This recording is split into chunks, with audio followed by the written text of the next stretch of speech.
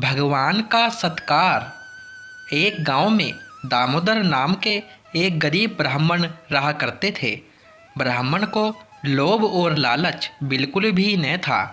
वे दिन भर गांव में भिक्षावर्ती करते और जो भी रूखा सूखा मिल जाता उसे भगवान का प्रसाद समझकर ग्रहण कर लेते। तय समय पर ब्राह्मण का विवाह संपन्न हुआ। विवाह के उपरांत ब्राह्मण ने अपनी स्त्री से कहा कि देखो, अब हम गृहस्थ जीवन में प्रवेश कर रहे हैं।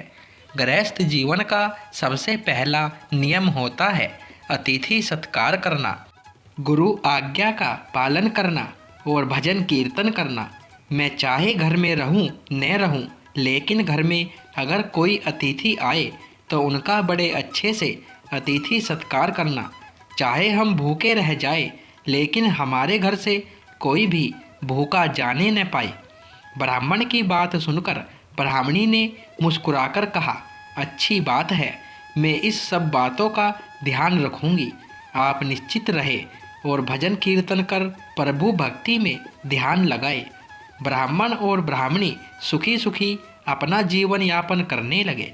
ब्राह्मण रोज सुबह अपने घर से भिक्षावर्ती के लिए आसपास के गांव में जाते और जो कुछ भी मिलता उसे प्रभु इच्छा मानकर ग्रहण करते। ब्राह्मण के घर की स्थिति बहुत ही सामान्य थी।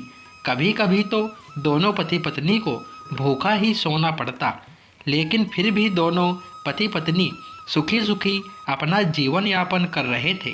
मन में कोई भी द्वेष और लालच न था। भगवान बड़े लीलाधर है।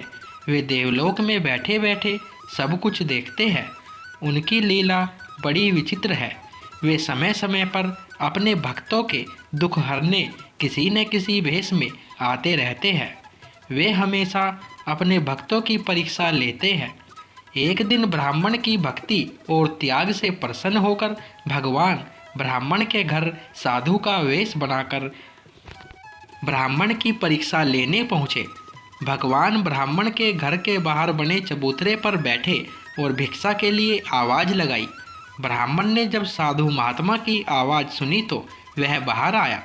ब्राह्मण को देख साधु महात्मा मुस्कुराए और बोले, पुत्र, आज इस रास्ते पर जाते जाते मन किया कि आज तुम्हारे घर भोजन करूं।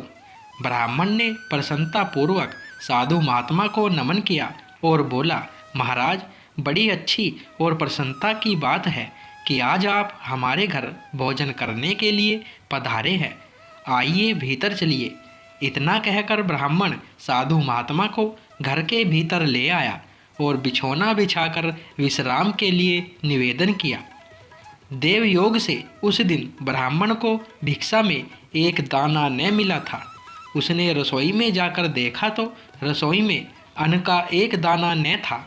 ब्राह्मण ने सोचा, अब क्या करें, आज तो भिक्षा में कुछ भी नहीं मिला। हम तो भूखे रह सकते थे, घर आए अतिथि को भूखा कैसे जाने दे। घर में फटे पुराने कपड़ों और बर्तन के अलावा कोई भी सामग्री न थी। ब्राह्मण ने अपनी स्त्री से कहा कि आज हमारे घर से अतिथि भूखा ही चला जाएगा। हमने आज तक भगवान की जो भी भक्ति की है उसका कोई मोल न रह जाएगा। ब्राह्मण की पत्नी ने कहा, आप घबराते क्यों हैं, कुछ न कुछ जतन तो हो ही जाएगा। पत्नी की बात सुनकर ब्राह्मण ने ब्राह्मणी से पूछा, तेरे पास कोई गहना है? ब्राह्मणी बोली, गहना तो नहीं है और कपड़े भी फटे पुराने हैं। पत्नी की बात सुनकर ब्राह्मण बोला, तो फिर अतिथि सत्कार कैसे करेंगे? ब्राह्मणी बोली, आप नाई की दुकान से कैंची ले आओ। ब्राह्मण नाई की दुकान से कैंची ले आया। ब्राह्मणी ने अपने सर के केस अंदर अंदर से काट लिए और बाहर से केस बांध लिए। अपने केस ब्राह्मण को देकर ब्राह्मणी बोली, आप बाजार में जाकर ये केस बेच आओ और इनसे जो कुछ भी रुपया मिले उनसे दाल चावल लेते आना। ब्राह्मण बाजार गया और केस बेचकर बाजार से दाल चावल ले आया। दोनों पति पत्नी ने बड़े आदर से साधु महाराज को भोजन कराया। भोजन कर साधु महात्मा बोले, वत्स, इस भरी दोपहर में अब मैं कहाँ जाऊँगा? इसलिए आज दिन में तुम्हारे यहीं विश्राम कर लेता हूँ। साधु महाराज की बात सुनकर ब्राह्मण ने प्रसन्नतापूर्वक कहा, बड़ी अच्छी बात है महाराज, आपकी सेवा का इससे अच्छा अवसर नहीं मिल सकता। इतना कहकर ब्राह्मण साधु महाराज के चरणों के पास बैठकर उनके पैर दबाने लगा। अब परेशानी महाराज के शाम के भोजन की थी। ब्राह्मण फिर महाराज के भोजन की चिंता करने लगा।